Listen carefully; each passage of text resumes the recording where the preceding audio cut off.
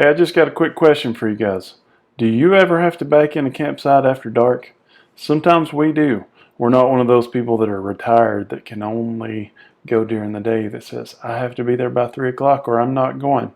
That can't happen sometimes because my wife, like I say, works Monday through Friday. I work 12-hour days, so I work like 1 week on, 1 week off. It doesn't bother me as much if we're going to be closer where she can just meet us at the campsite. So, how do you do that? How do you be able to see to back in at night?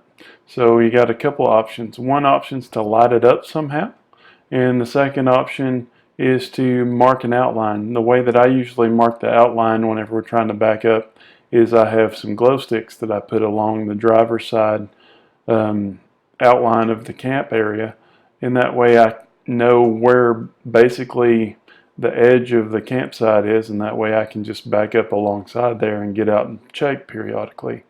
But what if I told you there's a better way?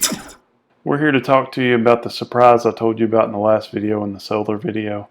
So a long time ago, one of my first videos was how to put backup lights on your RV. Now these backup lights, I want to show you a couple of pictures here from that first video. They truthfully weren't really that helpful because where you need to see when you're backing up a camper is the tires of the camper and where they are in relation to everything else. I mean, yeah, you need to see what's behind you, but the key to turning in a campsite is not necessarily what's behind you, it's what's right beside you. So I came up with a pretty neat idea, I think, to add on that. I'm going to refer you back to that original video to watch how the switch is wired up and stuff. I have the switch on the battery box.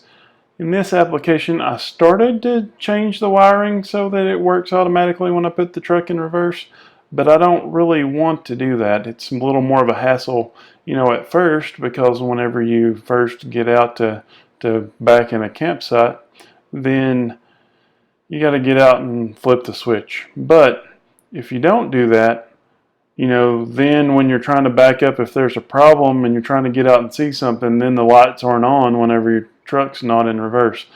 And so I think I'm going to stick with the weatherproof switch on the battery box. I kind of like it. So I left that front cross member on the DIY roof rack longer so that I could mount this light to it. I did that by attaching the light to an L bracket that was made by Superstrut in order to bolt that down to the Superstrut. Then I just ran the wires through the Superstrut and attached them with the solar wires down into the camper. I just connected the positive wire to the switch on the battery box and the ground wire to the trailer frame itself. Then we have a simple, cheap way where we can see to back in almost anywhere. Do not forget to hit that subscribe button.